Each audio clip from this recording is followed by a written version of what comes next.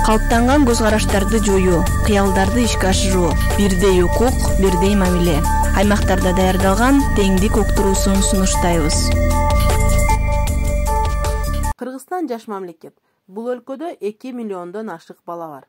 Демек, калктын 3төн 1-ин балдар түзөт. Кыргызстан балдардын абалын жакшыртууда олуттуу өсүүгө жетишти. Ата-эне менен чүрпөсүнүн ортосундагы мамиле баланын калыптануусуна, келечекте кандай адам болуп, кандай ийгиликтерге жетишүүсүнө таасир этет. Могул айыл өкмөтүнүн аскер кызматкери Бакыт Өскөнбаев кыздарга түрдүү чектөөлөрдү койбош керектигин айтат. Балдар өзү кызыккан багытта гана кесипке ээ болушу керек дейт. Азыр бар заманга карап эмне кылып атышат да, баары мисалы үчүн билим алып, наркы эмне кылса, ал иштерге деле кыздардын деле укуктары бар. Эми иштесе, өзүнүн жөндөмүнө жараша эгер ошол багытта алып кете алса, мен каршы эмес элем иштегенге. Каныгүл Талипова 3 баланын энеси. Анын айтымында үй ичиндеги милдеттер үй бүлө мүчөлөрүнүн баарына бирдей бөлүштүрүлүшү керек дейт. Азыр балдарыбызды деле кыздарыбызды деле кайсыл жумушты кылса экөө тең кылсын деп тең жумушайбыз, тең аткартабыз. Себеби дегенде кыздардын жумушун балдага деле кылып үйрөтөбүз. Ал эми балдардын жумушун кыздарды деле кылдыртабыз. Мисалы эшикке чыгып отундун жарып отун алып кел, малалды кара, сууну ташы. Ошо баланын кандай жумуштары болсо, ошону деле кыздарыбыз деле аткарат.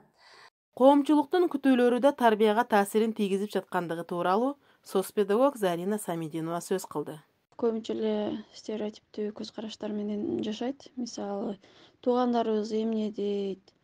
Эгер сен журналист болсоң, андан көрө мугалимдик эле оку, кайсы бир жака турмушка чыксаң дагы мугалим болуп иштейсиң, айыл жеринде мугалимден башка иш жок деп балага туура эмес өзүнүн каалоосуна койбостон мажбурлап окутуп калган убактар болот. Эл эмне дейт деген пикир менен балаңдын келечегине балта чаап коюшуң мүмкүн. Баланы тарбиялоодо эл эмне дейт деген пикирден алыс болушубуз керек. Анткени бала сеники, ага кандай тарбия берсең, ал ошол бойдон чоңоюп, ошол алган тарбиясы боюнча калыптанат. Бизде дагы көбүнчө эле кыздарга көп тыюу салабыз.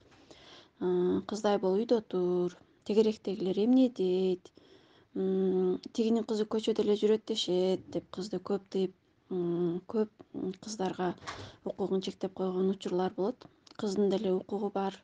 Көчөдө басканга, курбулары менен сейилдегенге чектөө коюу менен бул кыздардын өзүнө ишенбөөчүлүгүнө жол ачабыз. Кызгабы, уулгабы татыктуу тарбия берүү үчүн алардын тең укуктуу жаран катары карап, жашоодо ар түрдүү тоскоолдуктарга жеңе билген күчтүү инсандарды өстүрүшүбүз керек. Балдарды тарбиялоого болгон туура мамиле жеке адамды жана коомду бирдиктүү тутум катары карайт. Күчтүү жана адилеттүү адамдарсыз күчтүү коомду кура албайбыз. Ал эми адилеттүү балдарды тарбиялоо актуалдуу маселе катары ар дайым эс акылыбыздын түпкүрүндө сакталуусу керек.